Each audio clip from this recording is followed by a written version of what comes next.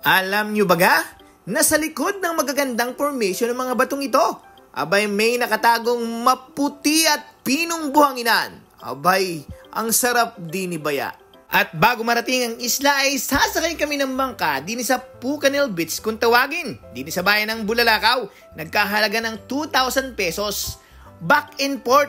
Mula din sa Pucanil Beach ay babiyahin daw kami ng 1 oras kapag ganiring masungit ang alon. Abay dini pala nga rin kami inatampuyong na ring mga alon. Lulang kami dini ng maliit na bangka na ang kapasidad ay nasa 10 tao. Kaya naman bawat hampas ng alon ay basa ang inyong mga lingkod. Abay, no problem yan. Dahil arin naman ang ating gusto, ang mag-nature trip. At mula sa malayo ay kita na natin ang magagandang rock formation. Ito ang isla ng Buyayaw din sa bayan ng Bulalakaw. Dinarayo ang islang ito dahil sa mapino at puting buhangin at merong maasul na karagatan.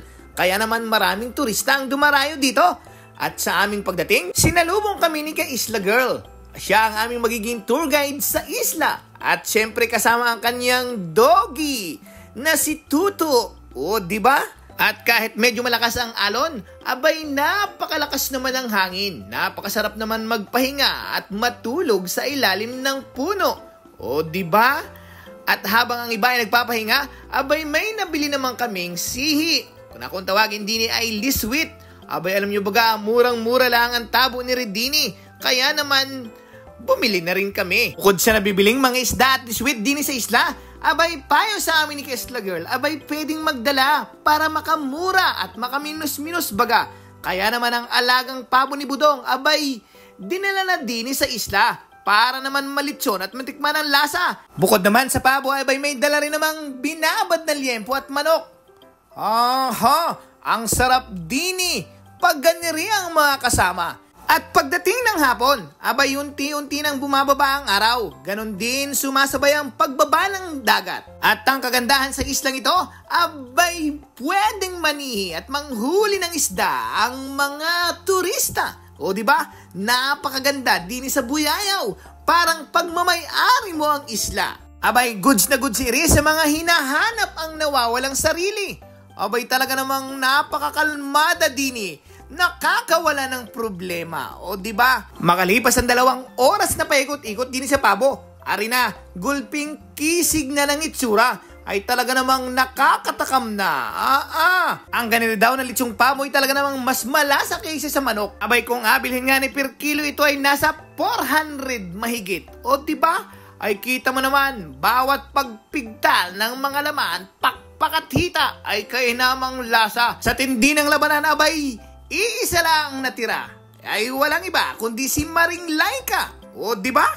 At sa pagsapit ng dilim, kagandahan nga sa islang ito ay pwede kang mangisda. Kaya naman kami nangilaw. Aba, nakatsimpo kami ng sumbilang o hitong dagat o kung ano pa man ang tawag sa inyo dyan.